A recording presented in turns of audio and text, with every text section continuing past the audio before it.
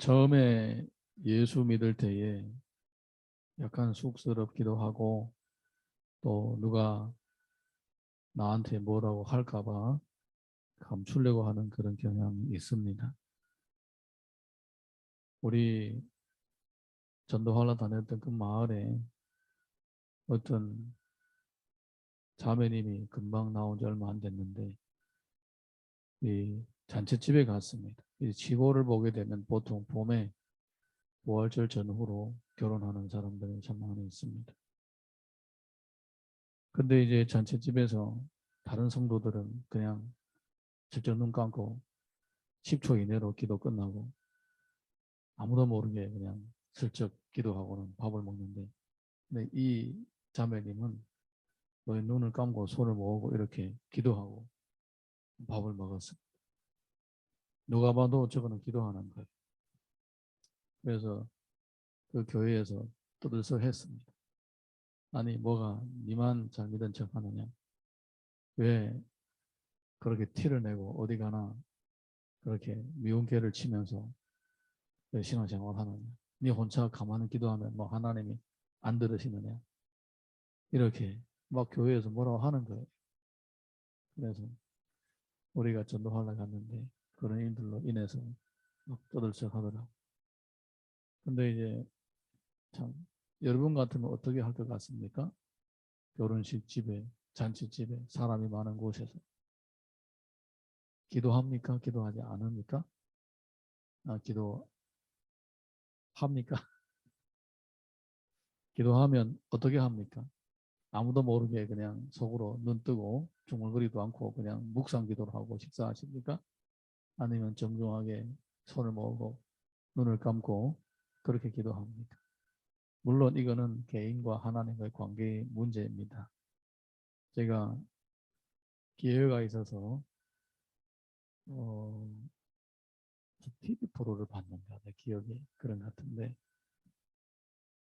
아라비아 사람이 점심시간에 이제 점심을 먹기 전에 들어왔는데 사람들이 뭘 찾느냐면 기도처를 찾는 거예요. 무슬림 기도처가 있냐고 물어보는 거예요.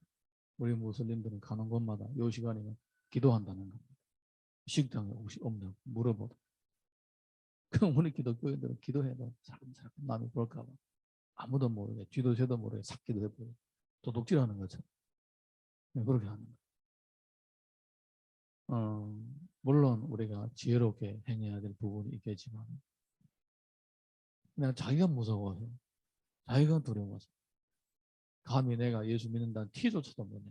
전도고 뭐고 뭐 이거는 둘째치고 예수 믿는 사람의 정상적인 신앙생활조차도 못하고 있는 모습이 참 발견될 때가 있습니다. 여러분, 우리는 이거 하나님한테 부끄러운 줄 알아야 됩니다. 물론 그것 때문에 주께서 내 너를 모른다 이렇게 뭐 하겠습니까? 그렇지만 이 하나님 앞에서 얼마나 창피하고 부끄러운지 모릅니다. 여러분 한번 바꿔서 생각해 보세요. 예를 들어서 여러분의 자녀가 여러분과 함께 학교에 갔습니다. 학생들이 막 찾아오는데 학생들이 야야 누구야, 아 우리 동네 아저씨야, 우리 동네 아줌마야, 이러면 어떻게 생각하겠습니까? 얼마나 기분 나쁘겠어요. 제가 우리 딸을 데리러 갔는데 올 때마다 요즘에는 놀이터에 자꾸 지나갑니다.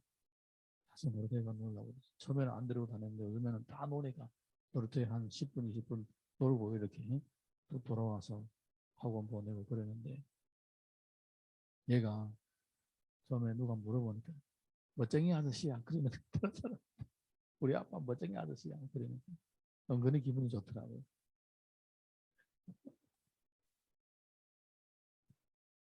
그 이제 애들이 그 친구 애들이 같은 반 애들이 같이 노는 애들이 멋쟁이 아저씨야 뭐 이래 저를 보면 그래요. 어떤 애들은 현진이 아빠죠 뭐 이렇게 물어. 예. 아마 현진이가 자기 아빠를 되게 자랑스럽게 생각하는가. 저를 보면 애들 다 인사해요. 조그만 애들 얼마나 재밌는지. 예. 우리가 만약에 예수님을 믿는 것을 부끄럽게 생각하면 이건 창피한 일입니다. 하나님의 마음을 아프게 하는 일이다 이 얘기입니다. 그래서 성경에는 뭐라고 말씀하시느냐면 우리 32절에서 33절 읽어보겠습니다. 32절에서 33절 시작. 누구든지 사람 앞에서 나를 시인하면 나도 하늘에 계신 내 아버지 앞에서 그를 시인할 것이요 누구든지 사람 앞에서 나를 부인하면 나도 하늘에 계신 내 아버지 앞에서 그를 부인하리라. 예수님은 이렇게 심각하게 말씀하십니다. 예수님을 믿는 제자들은 사람 앞에서 하나님을 시인해야 하는 이런 마음의 어려움을 겪을 때가 있습니다. 이럴 때마다 여러분 하나님을 경외하는 마음으로 내가 만약에 마땅히 시인해야 할 때 시인하지 않는다면 이것은 하나님의 마음을 상하게 하는 죄라는 것을 기억하시기 바랍니다. 자, 우리 이어서 34절에서 39절 읽어보겠습니다. 34절에서 39절 시작. 내가 세상에 화평을 주러 온 줄로 생각하지 말라. 화평이 아니요 금을 주러 왔노라. 내가 온 것은 사람이 그 아버지와 딸이 어머니와 며느리가 시어머니와 불화하게 하려 함이니 사람의 원수가 자기 집안 시골이라. 아버지나 어머니를 나보다 더 사랑하는 자는 내게 합당하지 아니하고 아들이나 딸을 나보다 더 사랑하는 자도 내게 합당하지 아니하며 자기 십자가를 지고 나를 따르지 않는 자도 내게 합당하지 아니하니라. 자기 목숨을 얻는 자는 잃을 것이요 나를 위하여 자기 목숨을 잃는 자는 얻으리라. 예수님의 제자로 살아가는 사람들은 불신의 가족들, 심지어 믿는 가족들과도 이 갈등을 일으킬 수가 있습니다. 네. 여러분, 우리 가족들은요, 여러 가지 관계로 얽히고 설켜 있습니다. 가족들도 가족 나름입니다. 꼭 예수 믿는 것 때문에 가족들이 다투고 싸우는 게 아닙니다. 돈 때문에도 또 다투고 싸웁니다. 그리고 부부간에는 이 집안일 때문에 또 누구 많이 하네, 누구 적게 하네, 그것 때문에도 싸웁니다. 네. 그래서 이 가족 관계라는 것은 정말로 좋은 가족 관계는 상대방을 용납하고 이해해주고 감싸주고 이런 가정의 사랑의 맛이가 있는 거예요. 꼭 믿음 때문에 싸우는 게 아니에요. 싸우는 가족은 믿음이 아니더라도 신앙 아니 때문에 싸우는 거예요. 근데 내가 만약에 내 예수 믿는 것 때문에 가족들 싸우고 불화 일으키면 어떻게 할까? 이런 걱정할 필요 없습니다. 내가 진짜 주 예수 그리스도를 믿고 믿음으로 살아가려 한다면 가족과의 갈등도 각오를 해야 되는 거예요. 가족은 미워하라는 거 아닙니다. 우리 예수님을 보게 되면 예수님이 사역을 하시고 그렇게 다닐 때에 가족들이 미쳤다라고 생각했어요. 그리고 이 사람들이 저 사람이 저 귀신 들렸다 하니까 가족들이 예수님을 붙잡으러 왔어요. 요즘 말하면 정신병 들었다 뭐 이런 식으로 비방한다는 거예요. 그걸 가족들이 진짜냐? 막 사람들 자기 가족 데려와서 예수님을 잡으려 온 거예요. 네, 그 정도로 가족들조차도 예수님을 안 믿어주고 따라주지 않았던 거예요. 그러니까 나중에는 어떻던가요? 나중에 나 안 믿잖아요. 그리고 동생도 사도로 부르시는 거 봤잖아요. 동생 야고보라든가 온 가족들이 다 예수님의 동생들 다 예수님을 믿게 되고 죄 사역에 헌신하게 되는 거예요. 인내하고 기다리니까 다 이렇게 돌아오게 되는 거예요. 네. 여러분 신앙에 타협하고 지혜롭게 행하는 거하고는 차이가 있는 거예요. 네.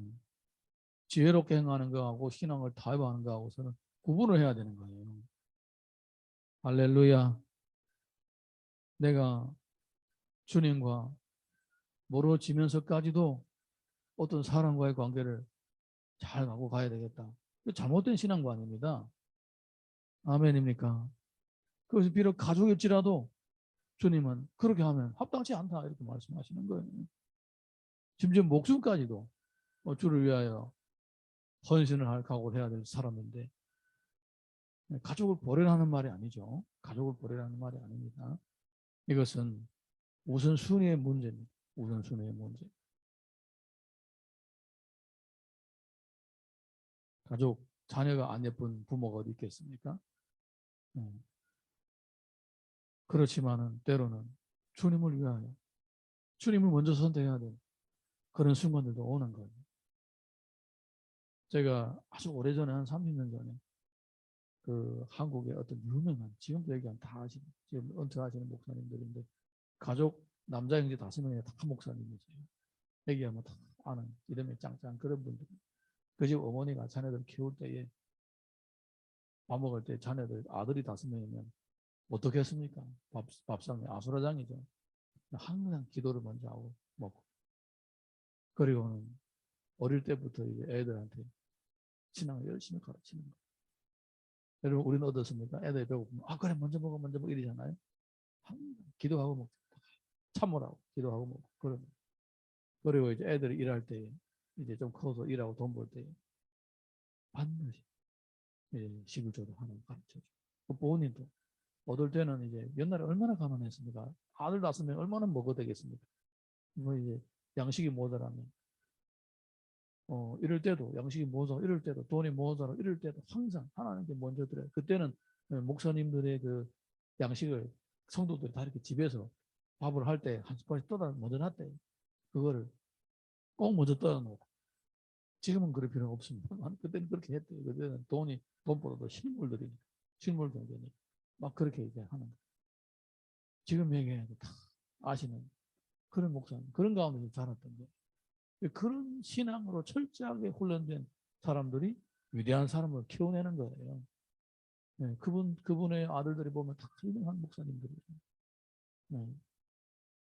여러분, 내가 사랑하지 않아서 다음에 두는 게 아니라 사랑하기 때문에 하나님을 먼저 경외하고 하나님의 은혜가 그이들에게 흘러가게 해주는 거예요.